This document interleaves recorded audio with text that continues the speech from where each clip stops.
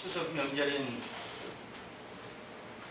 오늘 거룩한 주일에 저희들 이렇게 주의 몸된 전으로 불러주시고 예배할 수 있도록 은혜 주심에 감사를 드립니다.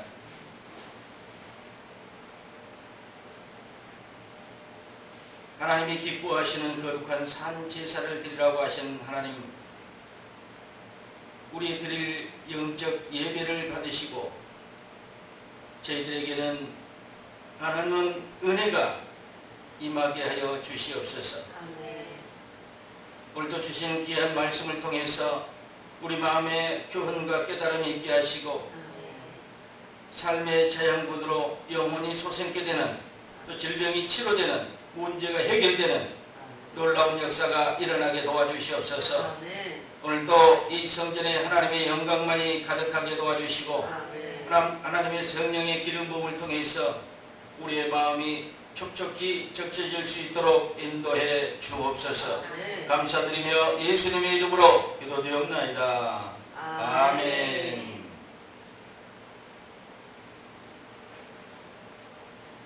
할렐루야. 아멘. 오늘도 주님께서 여러분들을 사랑하십니다. 아멘.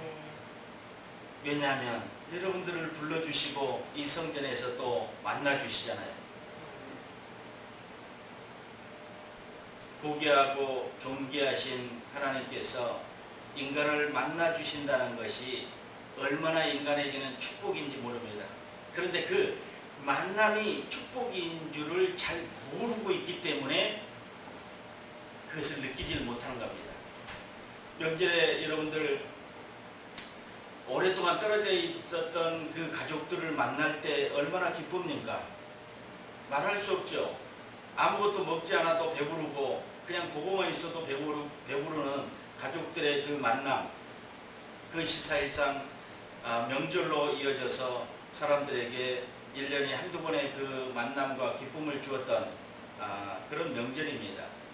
그것처럼 우리는 일주일에 한 번 주님을 뵙든 일주일에 서너 번을 뵙든 오직 주일에는 하나님께 나와 하나님의 성전에서 주님을 예배하고 주님을 맞이하는 그런 이 예배가 얼마나 고귀하고 주님과의 만남이 얼마나 행복한 일인가를 우리가 스스로 깨달아야 된다는 것입니다. 그걸 인식하지 못하면요, 이 예배는 별로 의미가 없어집니다. 그냥 형식적이고 틀에 박힌, 공부 못하는 학생들이 학교 가야 되는 것, 재미없는 거죠. 가야 되니까 가는 거죠. 그런데 공부를 좋아하고 또 잘하는 학생들, 그런 학생들은 학교 가기가 즐겁다는 겁니다. 친구들 만나고 선생님 만나는 것이 즐거워요. 이렇게 돼야 된다는 거예요. 예배는 즐겁고 기쁜 마음으로 와야 되고 드려져야 되고, 집에서부터 예배가 시작되면서 기쁘게 시작해야 돼요. 마음을 열어놓고 거룩하고 깨끗한 마음으로 예배를 시작할 때 그 깨끗한 그릇에는 하나님의 기쁨이, 또 하나님께 드려지는 감사가 가득하게 담겨질 거라는 것입니다. 오늘 저는 삶으로 예배라는 제목으로 함께 은혜를 나누겠는데요, 참 너무 난해한 것 같기도 하죠. 삶으로 예배하라. 사실상 우리는 이제 규정을 지어놓고 예배의 시간을 드립니다. 뭐 수요일에도 예배를 드리고 금요일에도 기도회를 가지고 또 뭐 새벽에도 하기도 하고 또 주일날도 예배를 드립니다. 시간을 정해놓고 드리는 예배 외에 그 시간들은 무엇으로 사용할 것인가? 그래서 그 우리의 예배 드리는 시간 외적인 것들을 생각하면서 삶으로 예배하라, 그런 내용을 오늘 같이 나누겠는데요. 주님의 손길이 마치 우리가 숨쉬기 위해서 반드시 필요하지만 눈에 보이지 않아 사람이 절대 의식하지 못하는 공기와 같은 것이라고 생각하는데요. 우리가 아침에 눈을 떠서 밤에 잠자리에 들까지 온전한 하루를 예배로 드린다면 우리는 하나님을 닮아가지 않을 수 없을 거라고 생각합니다. 참 쉽게 느껴지지만 이 내용은요, 상당히 어려울 수도 있습니다. 그런데 이 어려운 해답은요, 성경 말씀에 담겨져 있습니다. 정답이 말씀에 들어있다는 것입니다. 이 말씀들이 우리에게 호흡할 수 있는 공기와 같고 목마르지 않게 하는 생명수이며 또한 삶을 넘치게 감사하게 살 수 있는 지침서가 될 것이라는 것입니다. 그래서 이 말씀과 함께하는 하루의 시작과 마침은요, 곧 삶을 예배로 인도하고 있다는 것입니다. 특별히 여러분들이 주저앉아서 기도하고 찬양하고 예배드리는 형식을 갖추지 않는다 하더라도 이 말씀과 함께 아침에 출발하고 저녁에 하루의 삶을 마감한다면 여러분 분명히 예배의 삶을 살고 있는 것입니다.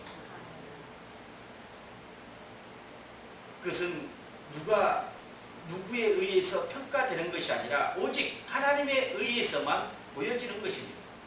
느껴지는 것입니다. 사람을 통해서는 그게 무슨 예배가 될 수 있습니까 하고 사람들은 반문할 수도 있지만 저는 분명히 그게 예배입니다. 삶에서 느껴지는 것이고 살면서 드려지는 것이 그 예배라는 것입니다. 매일 묵상할 수 있는 말씀들은 우리의 삶의 순간이 예배가 될 수 있도록 도와주는 가장 좋은 지침서입니다. 나침반과 같은 길을 안내하는 나침반과 같은 지침서라는 것입니다. 여러분 매일 묵상할 말씀이 있습니까? 있다면 여러분 예배드릴 수 있는 삶으로 예배드릴 수 있는 조건이 갖춰져 있는 사람, 조건이 돼야 됩니다. 예배는 조건이 있어야 돼요.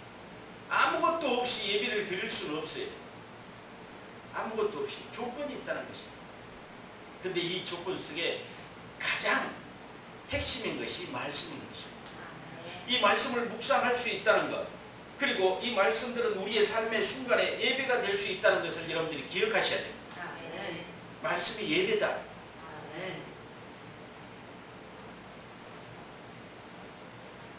그러기 위해서 오늘 본문의 내용처럼 우리는 세상을 본받지 말아야 됩니다. 삶으로 예배드리기 위해서는 세상을 본받지 말아야 됩니다. 베드로전서 1장 14절에 너희가 순종하는 자식처럼 이전에 알지 못할 때 쫓던 너희 사욕을 본받지 말라. 그러니까 하나님의 자식이 되기 전에 알던 모든 내 생각 속에 들어있는 사욕들을 쫓지 않아야 된다는 것입니다. 또는 로마서 12장 1절에 그러므로 형제들아 내가 너희에게 모든 자비하심으로 너희를 권하노니 너희 몸을 하나님이 기뻐하는 거룩한 산제사로 드리라. 이는 너희 드릴 영적 예배니라.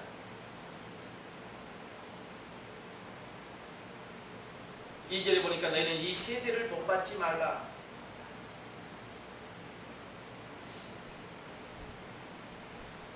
그리고 오직 마음을 새롭게 함으로 변화를 받아라. 하나님의 선하시고 기뻐하시고 온전하신 뜻이 무엇인지를 분별하도록 하라.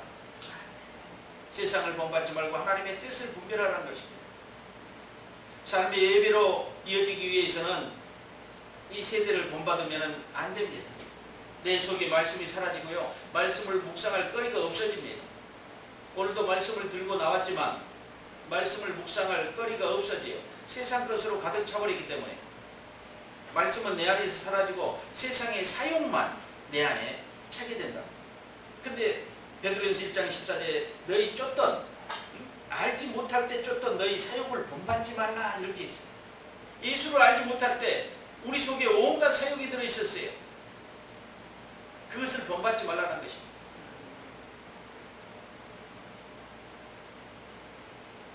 그러면서 예수님께서는 우리에게 또 뭐라고 말씀하셨나?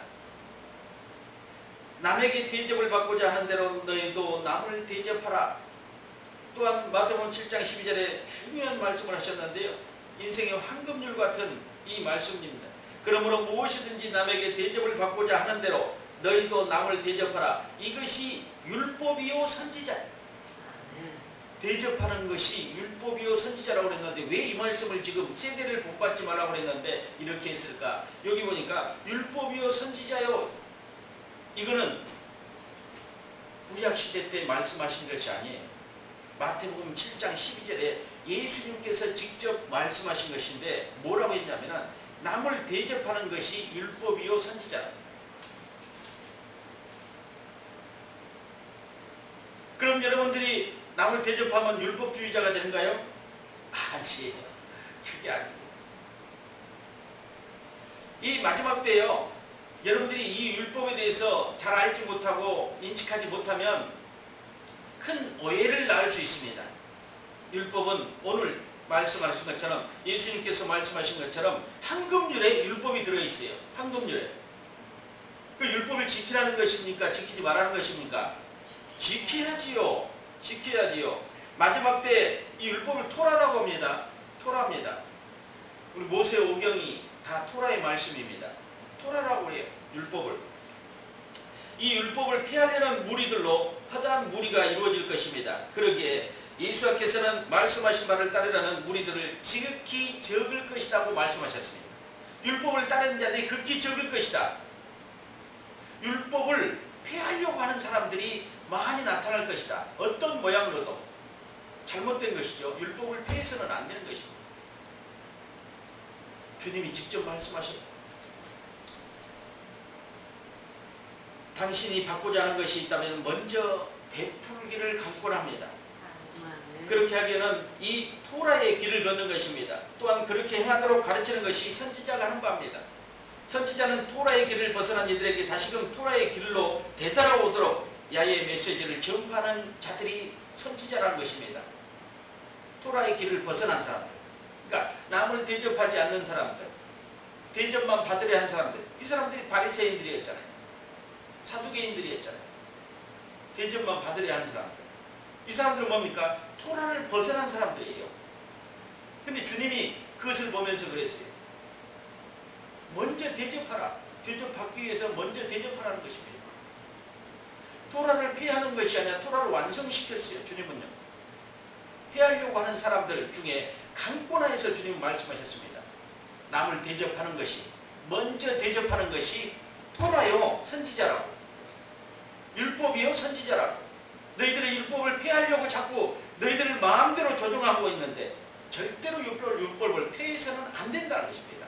마지막 때는 더욱더 율법을 폐하려는 자들이 나타날 것이라는 것입니다. 그래서 우리는 지켜야 된다는 것입니다.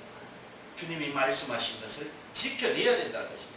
오로지 성령 하나님의 인도하심을 받은 삶을 살기 바라며 강구해야 된다는 것입니다. 그러시면 그분이 여러분의 그 삶을 당신의 길로, 하나님의 길로 인도하여 세대와 구별된 토라의 길로 인도하실 것이라는 것입니다. 이 세대와 구별되게 살아가는 것입니다. 그것이 토라의 삶이에요. 사실상 율법과 선지자가 해야 될 삶이라는 것입니다. 그것을 예수님께서 우리에게 말씀해 주셨는데, 그래서 잘못 세상에서 또 교회에서 잘못 또 인식되어지는 것은 혹시라도 막 지켜야 된다, 행해야 된다 그러면은 저 사람이 율법주의 아닌가 이렇게 또 오해를 낳을 수 있는 것입니다. 율법주의는요, 바리새인들 같이 사는 것이 율법주의입니다. 회당에서 큰 소리로 기도하고, 나 기도한다, 나 금식한다, 그리고 온갖 율법의 잣대로 사람들을 경계하고 정죄하고, 너 왜 안식일에 그렇게 했느냐, 너 왜 그렇게 했느냐, 죽여라, 매달아라, 벌을 가해라. 사랑이 없는 거죠. 이게 율법주의입니다. 여러분들이 잘 아셔야 된다는 것입니다. 율법을 지키되 율법에 빠져서 오직 율법만을 위해서 신앙하는 사람이 되지 않아야 된다는 것입니다. 우리 주님이 말씀하셨던 것처럼 이 율법은 반드시 우리가 지켜야 되는 법이라는 것입니다. 지켜야 됩니다. 또 하나는 하나님의 뜻을 분별하라고 그랬습니다. 하나님의 뜻을 분별하는 것이 그리 쉽지 않습니다. 기도하는 사람들이라면서도 늘 자기 생각을 하나님의 생각이라고 착각하여 많은 어려움을 겪는 사람들을 종종 보게 됩니다. 나에게 좋은 일이 일어나는 모든 것이 하나님의 뜻입니까? 아닙니다. 그러면 나쁜 일이 일어나면 하나님의 뜻이 아닙니까? 아닙니다. 꼭 그렇다고 정의하기 어렵다는 것입니다. 여러분의 삶 속에 기쁜 일이 일어나고 좋은 일이 일어나면 하나님의 뜻입니까? 아니죠. 뜻이든 아니든 여러분 감사하잖아요. 좋은 일이 일어나면 감사하잖아요. 나쁜 일이 일어나면 근심도 하고 걱정하잖아요. 그게 다 하나님의 뜻이라고 여러분들이 어떻게 100% 증명할 수 있습니까? 증명하기 어렵습니다. 그러나 여러분의 삶 가운데서 어떻게 해서 하나님의 뜻을 분별하는지 오늘 한번 봐야 될 것입니다. 늘 기도하고 성령 충만한 사람들도 종종 실수를 합니다. 하나님의 뜻인 줄 알고 따랐다가 낭패 보는 사람들도 많아요. 그럼 어떻게 하나님의 뜻을 분별해야 되는가? 동기를 검토해야 돼요. 여러분요, 뭔가 시작을 할 때 가장 중요한 것으로 하나님의 뜻을 알기 원할 뿐만 아니라 행하기 원하는 의지적인 동기가 있어야 됩니다. 여러분은 어떤 일을 행할 때 동기가 있어야지 그냥 무턱대고 아무 동기도 없이 일을 시작한 사람은 없을 것입니다. 그럼 만약에 동기가 없이 일을 시작했다 하면 그런 의미가 없다는 것입니다. 어떤 일을 여러분들이 평소에 하지 않는 일을 시작할 때 아무 일 없이 그냥 시작해버립니까? 아니요. 분명히 동기가 있어요. 여러분 그 매스컴이나 나와서 그 산속에서 살고 있는 사람들 보십시오. 그냥 산이 좋아서 산에 들어와서 삽니다. 이런 사람 보셨어요? 아니요. 세상에 이런 일이 그 프로그램이 있죠. 그 속에 그 사람들의 주인공들을 보면은 다 무엇입니까? 공통적인 게 하나가 있었어요. 질병이나 상처를 입은 사람들이었어요. 암에 걸려서 곧 죽게 생긴 사람들이 뭔가를 시작했어요. 또 깊은 시름에 가족을 잃고 아내를 잃고 남편을 잃고 자식을 잃고 큰 시름에 빠졌던 사람이 무엇을 시작하게 됐어요. 그래서 한 가지에 그냥 올인해버립니다. 그럼 뭡니까? 그 동기가 있었다는 것입니다. 그렇기 때문에 그렇게 할 수 있었다는 것입니다. 강력한 동기가 없으면 그렇게 오랫동안 그걸 지켜내지 못한다는 것입니다. 어떤 일이든 간에. 그래서 여러분들이요, 삶의 이 시간 속에서 어떤 일을 시작할 때 동기가 반드시 있어야 되고 동기가 분명해야 됩니다. 행함이 중요합니다. 그러나 내가 하나님 앞에 드려져 있는지 헌신된 상태인지 내 마음이 새로워져 있는지를 검토해야 돼요. 이게 동기예요. 사실상 내가 하나님 앞에 헌신된 상태인지 내 마음이 새로워져 있는지 옛 구습을 쫓고 있는지 이걸 한번 살펴보라는 거예요. 내 내면을 살펴봐야 돼요. 이걸 검토하라는 것입니다. 그리고 기도해야죠. 하나님의 뜻을 분별하는 내용들입니다. 먼저 마음속에 죄를 자백하고 회개하는 것입니다. 내가 생각으로 먹었던 것, 눈으로 보았던 것들, 느껴졌던 것들을 영상으로 떠오르는 것들을 잘못된 것이 있다면 깊이 자백하고 회개해요. 기도하면서 하나님의 뜻을 행하고자 하는 마음에 하나님의 약속을 구하는 것입니다. 시편 25편 4~5절에 여호와여 주의 도를 내게 보이시고 주의 길을 내게 가르치소서. 주의 진리로 나를 지도하시고 교훈하소서. 주는 내 구원의 하나님이시니 내가 종일 주를 바라나이다.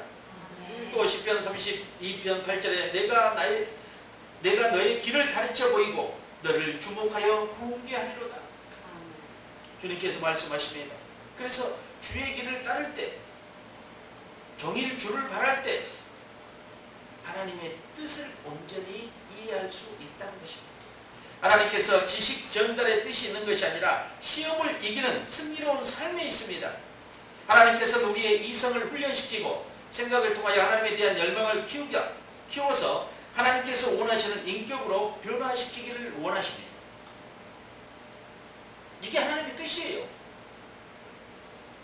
그리고 성경을 묵상하면서 기도와 함께 우리에게 이미 주신 말씀을 봐야 됩니다. 성경 말씀을 통하여 하나님의 뜻을 분별하는 의지와 노력이 필요합니다. 다른 데서 찾으면 안 돼요.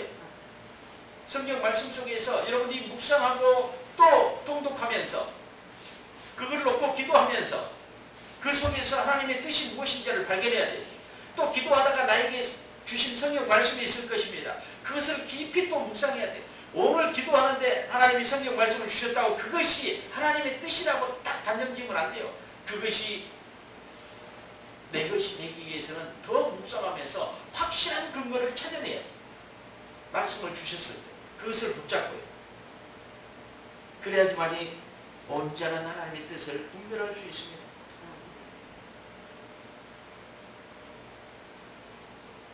여기서 필요한 성경 말씀들이 있는데요. 요한복음 6장 39절로 40절에 사람을 구하는 것이 하나님의 뜻이었습니다. 영혼 구원에 필요한 것이었습니다. 나를 보내신 이의 뜻을 행하려 함이니 나를 보내신 이의 뜻은 내게 주신 자 중에 내가 하나도 잃어버리지 아니하고 마지막 날에 다시 살리는 이것이니 내 아버지의 뜻은 아들을 보고 믿는 자마다 영생을 얻는 이것이니 마지막 날에 내가 이를 다시 살리리라. 요한복음 6장 39절로 40절에 주님이 사람을 구하는 것이 하나님의 뜻이라고 합니다. 또한 데살로니가전서 4장 3절로 4절에 거룩함이 하나님의 뜻입니다. 하나님의 뜻은 이것이니 너희가 거룩함이라 곧 음란을 버리고 각각 거룩함과 존귀함으로 자기 아내를 취할 줄 알고 거룩함과 존귀함으로 살아가라 이거예요. 또 에베소서 5장 17절 18절에 성령 충만함이 하나님의 뜻입니다. 세상에 취하지 마라, 술 취하지 마라, 그리고 오직 성령이 충만함을 받으라. 이게 하나님의 뜻이고 데살로니가전서 5장 16절 18절에 항상 기뻐하고 쉬지 말고 기도하고 범사에 감사하는 것이 하나님의 뜻이었습니다. 내가 어떤 문제로 결정해서 내가 기뻐하지 못할 것 같다면 이는 하나님의 뜻이 아니라는 것입니다. 내가 뜻을 결정해가지고요 결과를 보니까요 아이고 잘못돼 버렸어. 아주 잘못돼 버렸어. 뜻인 줄 알고 시작했는데 그게 뜻이 아닐 수도 있다는 것입니다. 베드로전서 3장 17절에 선을 행함으로 올바른 일을 그리고 착한 일을 행하는 것이 하나님의 뜻입니다. 선하고 착하게 살면서 그 일을 행하는 것이 하나님의 뜻이에요. 악한 사람이 남을 대접할 수 있습니까? 아니에요. 대접할 수 없어요. 선한 사람이 남을 대접합니까? 아니요. 착하고 의로운 사람이 남을 대접할 수 있다는 것입니다. 그래서 선한 일과 착한 일, 여러분 착하게 살아라. 이게 율법이에요. 착하게 살아라. 세상에도 사람들은 착하게 살아라고 그래요. 도덕적으로 살아라. 윤리적으로 살아라. 착하게 살아라. 그런데 하나님도 그렇게 말씀하십니다.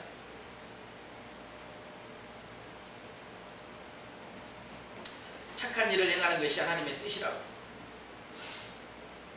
그리고 생각을 시작하라. 성경을 읽고 기도하면서 생각하십시오. 하나님은 생각하기를 원하십니다. 하나님께서 생각을 통해서 결정할 수 있는 이성적인 존재로 인간을 지으셨다는 것입니다. 생각하고 결정하게끔 생각도 없이 일을 하거나 생각도 없이 처리하는 사람이 어디 있습니까? 일처리를 하는 사람이 어떤 걸 결정하는 사람이 어디 있습니까? 없다는 것입니다. 생각해야 돼. 생각할 수 있는 생각하고 이성으로 판단할 수 있는 마음을 우리에게 하나님이 주셨다. 그 우리 마음을 그렇게 만들어 놓으셨다는 것입니다. 주님 앞에 드려진 마음, 성령의 인도하에 있는 생각 속에서 생각을 해야 된다는 것입니다. 로마서 오늘 12장 1절의 말씀처럼 우리의 마음이 하나님이 원하시는 마음이 되고 성령의 인도하심 아래에 있다면 하나님의 뜻을 분별할 수 있다. 여러분들이 매일같이 산제사를 드린다면 하나님의 뜻을 분별하는 거 어렵지 않다는 것입니다. 산제사. 주님 앞에 나를 온전히 드리고 하나님 안에 올바른 관계를 맺은 상태로 건전한 생각으로 어떤 문제를 결정할 때 보통 이는 하나님의 뜻에 맞는 것입니다. 성령 충만한 사람의 결정은 대부분이 하나님의 뜻을 이루고 있다는 것입니다. 다는 아니겠죠. 100%는 아니겠지만 성령 충만한 삶 속의 선택은 오직 하나님의 뜻을 온전히 이루어가고 있다. 이렇게 생각하시면 됩니다. 그리고 이렇게 기도하라는 것입니다. 주님, 제가 하나님의 뜻을 분별한 후에 이 하나님의 뜻이 내 뜻과 다르다고 할지라도 이 하나님의 뜻을 행하고자 하는 마음을 주옵소서. 이렇게 기도하라는 겁니다. 하나님의 뜻을 분별한 후에 하나님의 뜻이 내 뜻과 다르다고 할지라도 하나님의 뜻을 행하고자 하는 마음을 주옵소서 하고 기도하라. 나의 소원이 무엇인가? 내가 중생하여 하나님을 사랑하고 사랑받는 이라면 하나님의 뜻과 일치된다는 것을 믿어야 됩니다. 여러분들이 예수 믿고 중생했다면, 거듭났다면 그리고 하나님으로 살고 있다면, 하나님이 주신 공기로 호흡하고 있다면, 그 영혼이 지금 살아있다면 우리의 삶 속에 하나님의 뜻이 우리를 통해서 나타내고 있다는 것을 믿으라는 겁니다. 이걸 믿지 않으면 하나님의 뜻이 어떻게 이루어지겠습니까? 그래서 특별히 여러분들에게는 정말로 하나님의 주신 생명으로 호흡하라는 것입니다. 그것이 말씀을 붙잡고 살아가는 겁니다. 말씀의 근간을 붙잡고 살아갈 때 우리는 낙심하거나 실망하거나 실패 만나고 또 어려움을 당했을 때도 일어날 수 있게 된다는 것입니다.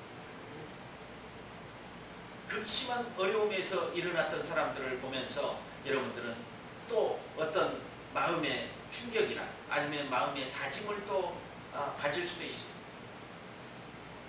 그러나 세상에 일어났던 성공했던 사람들의 모형을 보아도 우리는 마음이 뜨거워질 수 있습니다.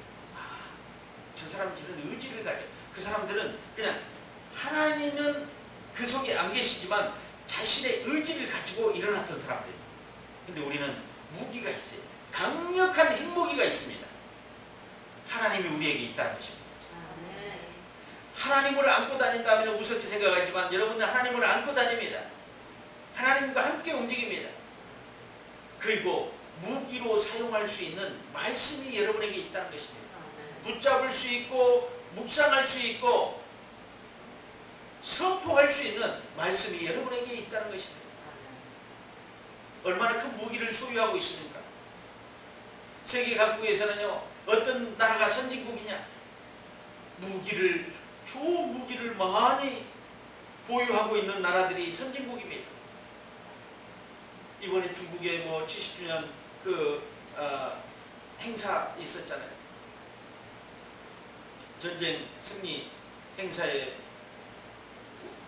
눈에 알려지지 않은 신무기들이 많이 출연했어요. 그러면서 각국 언론들은 어떻게 찬사를 보느냐? 이제 세계를 주도할 나라가 중국일 것이다, 이렇게 예상을 합니다. 그런 무기들을 보면서. 그리고 또 인구는 얼마나 많습니까? 그런데 그 신무기를 가지고 세상을 지배하려고 한다. 그것처럼 우리에게는 세상을 온전히 지배할 수 있는 그런 로켓이나 어떤 전투기보다 훨씬 강력한 무기가 우리에게 있다는 것입니다. 우리 개인에게 있다는 것입니다.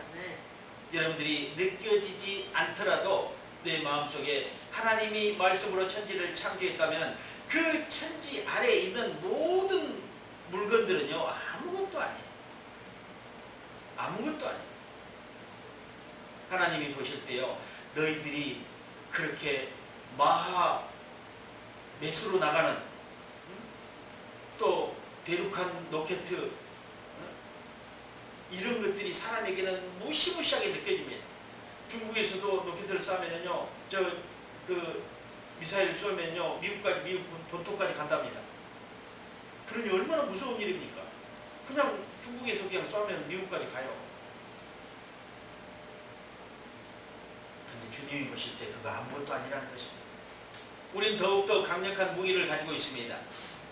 그래서 여러분들이 그 강력한 무기를 지니고 있으면서도 강력하게 영향력을 행사하지 못하는 이유는 뭡니까? 그 무기가 나에게 맞지 않고 그 무기가 강력하다는 것을 인식하지 못하기 때문에 그럽니다.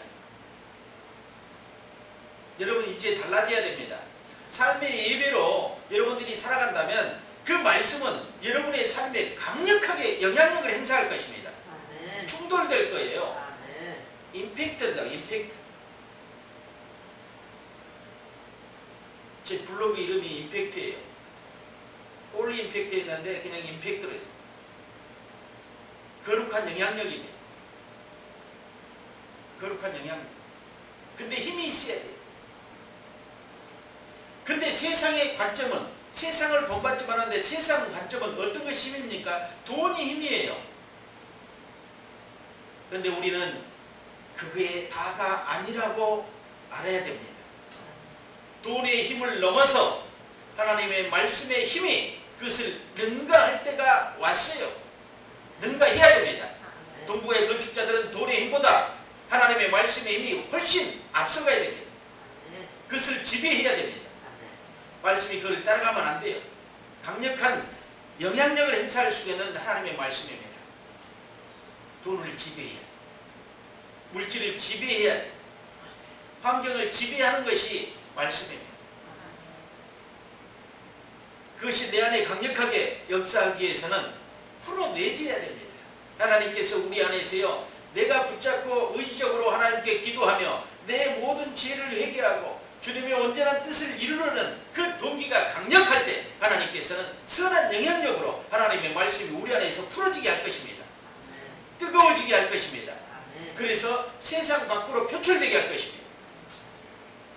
하나님은 사랑이시며 우리의 뜻을 반대하실 이유가 없어요. 그래서 우리의 성령 충만한 삶 속에서 하나님의 뜻이 그대로 이루어진다는 것입니다. 이러한 소원은 하나님께서 우리 마음에 심어주시는 것이기 때문에 하나님의 뜻을 우리가 이루어가면 그분도 기뻐하실 거라는 것입니다. 만약 내 뜻이 하나님과 뜻과 반대될 때도 하나님께서 알려주실 거라는, 그때 순종하라는 것입니다.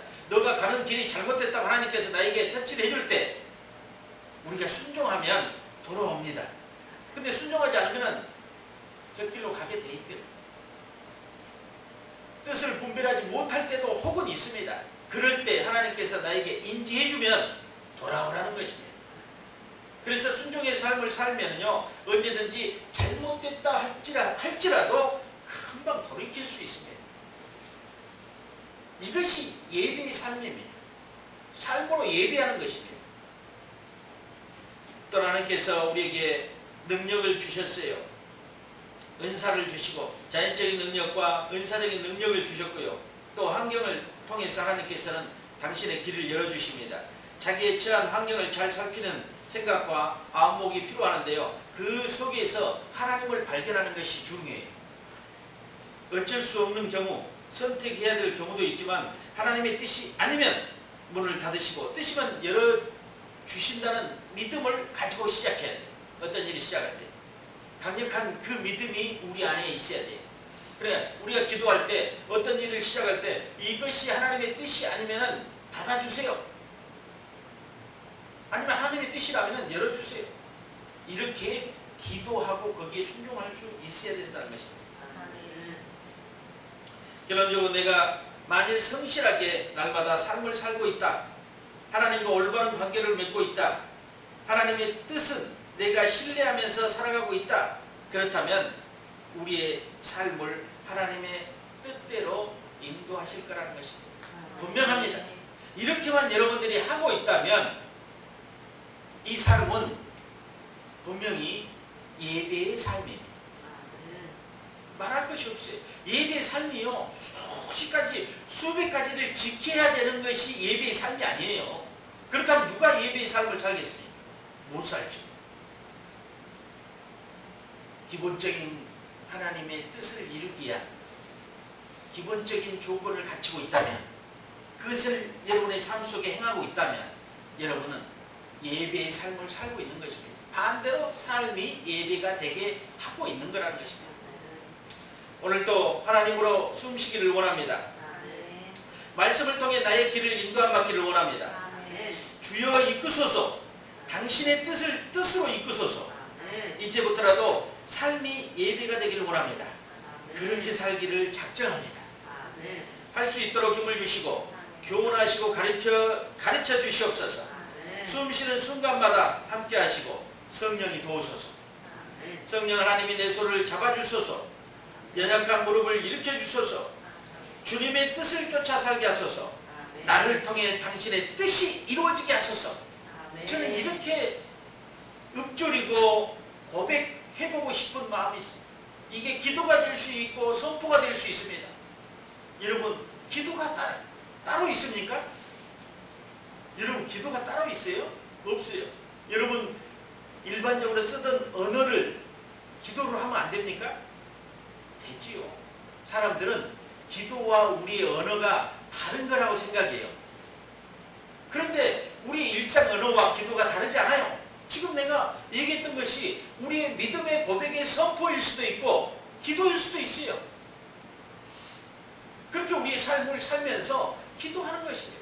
그리고 선포하는 것입니다. 하나님이 주신 능력이 있기 때문에 그걸 통해서 여러분들이 선포하고 나간다면 반드시 하나님께서는 여러분의 손을 붙잡아 주시고 그 손을 이끌어 주실 거라는 것입니다. 기도하겠습니다. 하나님 감사합니다. 오늘도 삶으로 예배라는 하나님의 명령의 말씀을 붙잡고 예수님께서 완성시켰던 율법을 돌아보면서 의롭고 거룩하고 착하게 선하게 살아갈 수 있는 방법을 찾고 하나님의 뜻이 무엇인지를 분별하는데 우리가 의적 동기를 가지고 나가기를 원하고 우리 죄를 회개하기를 원합니다. 주님께서 오늘 들으신 그 말씀을 저희들에게 주셨기에 그 말씀을 붙잡고 우리는 기도합니다. 하나님, 우리의 삶이 어수선하고 정리되지 않았다 할지라도 오직 하나님의 말씀으로 새롭게 하여 이제 정돈되는 삶으로 바꿔 주시옵소서. 아침의 시작을 말씀을 붙잡고 시작하고 하루의 마감을 말씀으로 묵상하며 하루를 마감할 수 있는 저희들 되게 도와주시고 삶 속에 24시간 내내 하나님의 말씀이 우리의 생각 속에 우리 의지 속에 움직이게 하시고 운행하게 하여 주시옵소서. 길 되시고 진리 되시고 생명 되신 하나님의 말씀이 우리를 강력하게 지배하게 도와주시고 통치하게 도와주시옵소서.